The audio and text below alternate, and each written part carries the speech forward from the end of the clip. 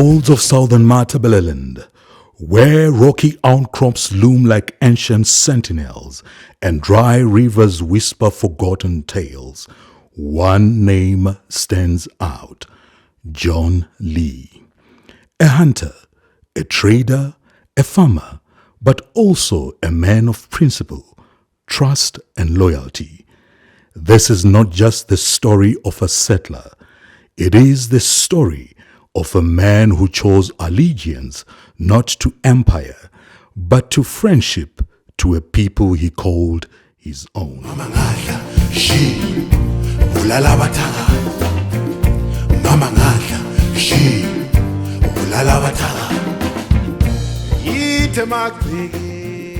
Born on July 10, 1827, in Somerset East in the Cape Colony, John Lee was christened Johannes Ludwicus Lee. His father, an English naval officer; his mother, Maria Magdalena Katerina Dupreez, a third cousin of Paul Kruger.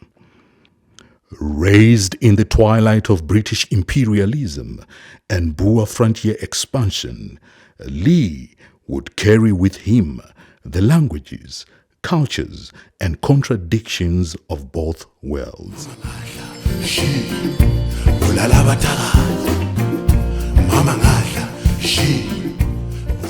Around 1858, Lee set off on a journey that would shape his destiny. Leaving the Transvaal, he ventured north into the Ndebele kingdom. He came as an elephant hunter, but what he found was a kingdom built on discipline, diplomacy, and dignity, the Ndebele kingdom led by King Mzilikazi Khumalo. Between 1861 and 1865, John did several more hunting trips into the Ndebele kingdom. Through his mastery of languages, Zulu, Xhosa, and the local Ndebele dialect, Lee quickly earned the trust of the kings and his chiefs. His hunting skills made him valuable, but it was his respect that made him a friend.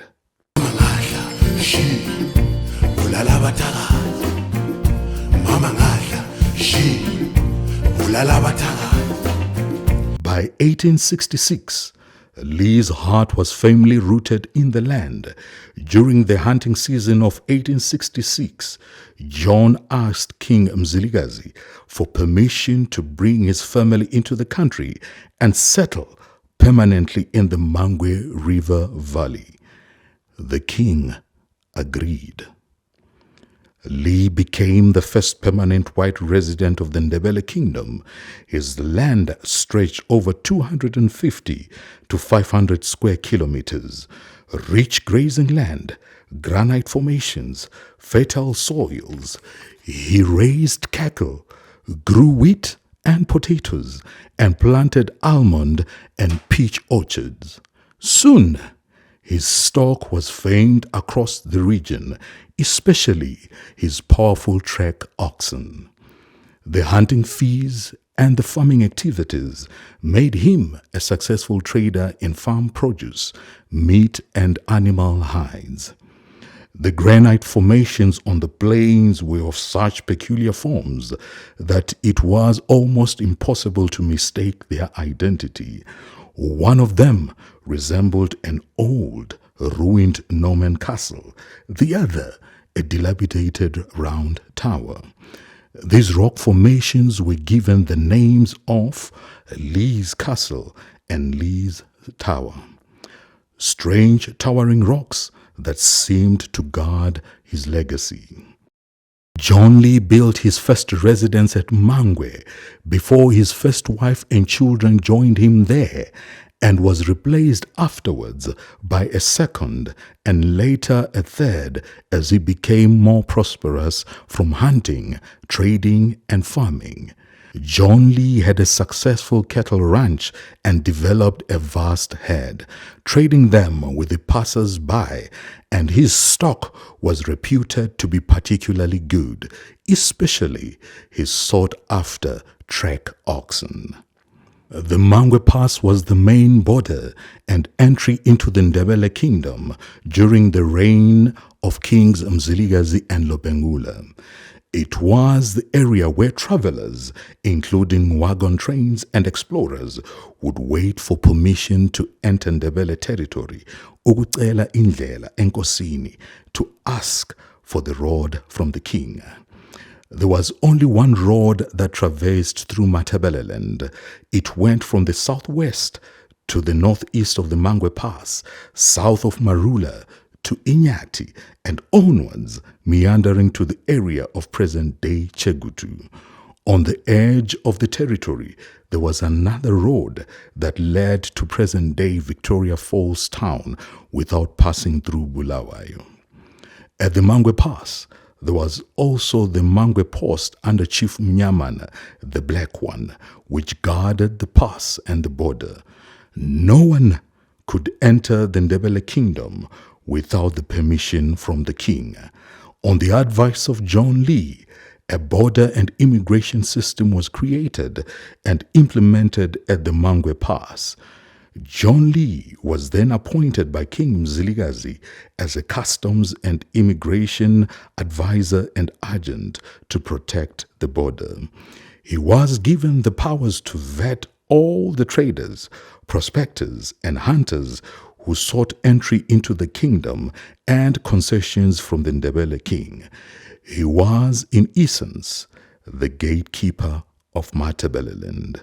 He kept detailed records, he balanced diplomacy with firmness, and he ensured no foreign threat entered the kingdom unchecked.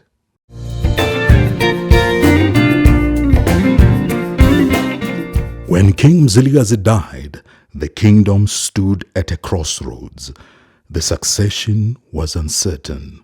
For nearly 3 years, the border remained closed. Mangwe became a bustling encampment, a town on wheels. Europeans gathered waiting. Tensions grew. Eventually, Lobengula, the son of Mzilikazi, was crowned. He invited John Lee to the festivities. In a proclamation, Lobengula reaffirmed Lee's role, writing, "I, Lobengula, knowing the esteem with which you were held by my father, do confirm you in the offices and privileges you held, and do appoint you to serve under me." But change was on the horizon.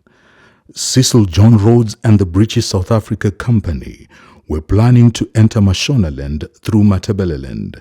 They approached John Lee. His knowledge of the land, the people, the language, he was the perfect guide. But Lee said no. "I like and admire the Ndebele. I will not betray them." Rhodes and his men never forgot this insult. They turned to Lee's friend, Frederick Courtney Selous, and in 1890, the pioneer column marched through, heavily armed and politically determined. In 1893, Lobengula asked Lee a solemn question: "If war comes, will you fight us?" Lee responded, "No, my king, I will not fight those who protected me." Lobengula, sensing danger, urged Lee to leave. But still, the British South Africa Company tried again. They offered him a final opportunity as an interpreter, advisor, and mediator. Lee refused once more. His stand marked him a traitor in British eyes. After the fall of Lobengula's kingdom, the punishment came swiftly. Lee's land in Mangwe was confiscated, his cattle taken, his name struck from records. He fled to South Africa. Once prosperous, He now relied on his modest savings and the charity of his friends. By 1912, now aged 85 and living in Potchefstroom, he was destitute. The British refused his request for a pension or the return of his property. But to many, he remained a hero. Petitions were launched, funds were raised. He was never rich again, but he lived his final years in dignity. John Lee died in August 1915. He was buried in an unmarked grave in Potchefstroom. His heirs received nothing, but his legacy lives not in gold or glory, but in the story of a man who stood for loyalty in a time of betrayal. He was a white man trusted by black kings, a settler who defied empire, a guardian of a gate now lost to time in the granite towers of Mangwe and in the winds that blow through Matabeleland. His story endures.